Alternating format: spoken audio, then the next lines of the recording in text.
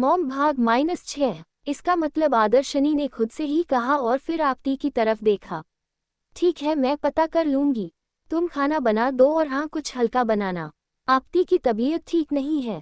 खिचड़ी बना दो चाहे तो, आदर्शनी ने कहा। पर मैडम जी, आपती बिटिया खिचड़ी बिल्कुल भी नहीं खाती। कोई बात नहीं, थोड़ी बहुत खा लेगी, पर उसको अभी इंडाइजेशन हो रही है तो हल्का ही ठीक है, आदर्शनी ने कहा। पर यह वॉमिटिंग पेट खराब होने की वजह से नहीं है मैडम। इस समय तो इनके खान पान का ख्याल रखना होगा, यह वैसे ही कमजोर है और अगर खान पान सही नहीं हुआ तो आगे जाकर बच्चा। कहते कहते सुधा रुक गई। आदर्शनी ने गहरी सांस ली और फिर आपती की तरफ देखा। ठीक है, पनीर के पराठे बना दो, दही का मिक्स फ्रूट रायता बना देना। आपती अच्छे से खाती है, आदर्शनी ने कहा तो सुधा किचन की तरफ चली गई।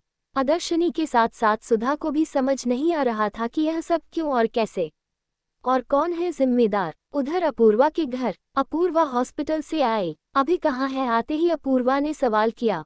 अभिराम साहब तो अपने कमरे में है। मैंने उनसे खाने का पूछा था तो उन्होंने कुछ जवाब नहीं दिया, पर आपके कहे हिसाब से मैंने डिनर रेडी कर दिया है। आप भी फ्रेश हो जाए मैडम जी, तब तक मैं खाना लगा देती हूँ, मेड ने कहा तो अपूर्वा अपने कमरे में चली गई। कमरे में आकर फ्रेश हुई और फिर आईने के सामने आकर खड़ी हो गई। पूरे दिन का घटनाक्रम उसकी आंखों के आगे भी घूम गया और ना चाहते हुए चेहरे पर एक तनाव आ गया। नजर साइड टेबल रखे अभिराम के बचपन की तस्वीर पर गई और उसने हाथ लगाया। जीजी की असमय मौत के बाद तुम्हें अपने सीने से लगाकर पाला है अभय बेटा, हमेशा अपना बेटा माना और बेटा समझा, और तुमने भी कभी मेरे सम्मान में कोई कमी नहीं रखी है।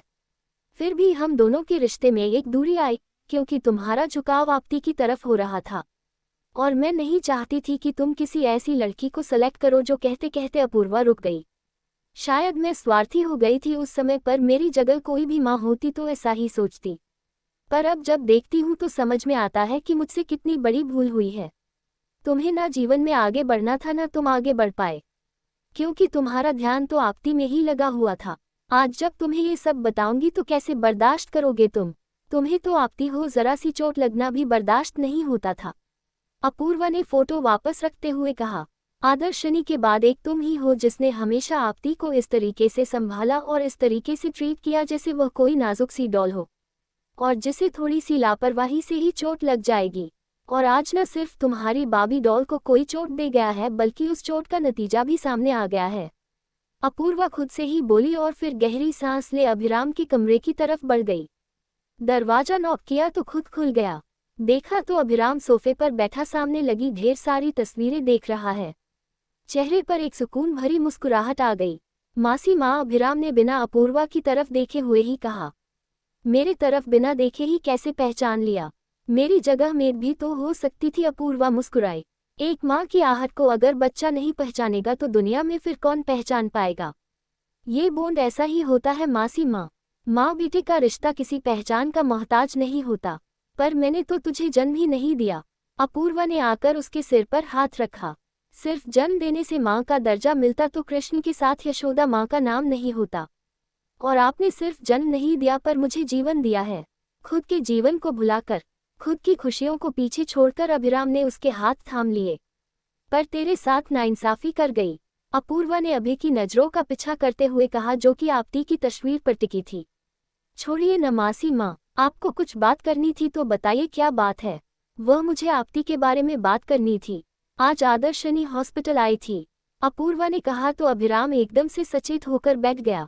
हॉस्पिटल आई थी? आपती की तबीयत ठीक है या आदर्शनी आंटी की तबीयत? कुछ नहीं, ऐसा कुछ नहीं है, वह दोनों ठीक है। लेकिन अपूर्वा अभी बोली रही थी कि तभी मेड की आवाज दरवाजे से आई। मैडम जी, डिनर लग गया है, आ जाए जल्दी वरना फिर खाना ठंडा हो जाएगा, मेड ने कहा तो अपूर्वा ने गहरी सांस ली और अभिराम की तरफ देखा। चलो पहले खाना खा लो, फिर आराम से बैठकर बात करते हैं, अपूर्वा बोली और बाहर जाने लगी। पहले बताए ना मासी माँ, अभिराम ने उनका हाथ पकड़कर कहा, पर अपूर्वा ने मुस्कुरा कर ना में गर्दन हिला दी। पहले खाना खा, उसके बाद बातचीत, अपूर्वा बोली तो अभिराम मुस्कुरा कर उसके पीछे चल दिया। अपूर्वा जानती थी कि जैसे ही बात शुरू हुई और अभिराम ने सच्चाई जानी, उसके बाद शायद ही उसके गले से खाना उतरे। इसलिए उन्होंने भी सोचा कि पहले डिनर कर लिया जाए, फिर बात करते हैं। वैसे भी यह एक ऐसा मुद्दा था जिसका कोई भी हल एक दो दिन में तो नहीं निकलने वाला था, और यह आगे जाकर किस किस की जिंदगी पर क्या असर डालने वाला था, अपूर्वा भी नहीं जानती थी। दोनों का डिनर हुआ और उसके बाद मेड अपने घर निकल गई। अपूर्वा और अभिराम वही हॉल में बैठ गए। अब बताएं ना मासी माँ, क्या बात है?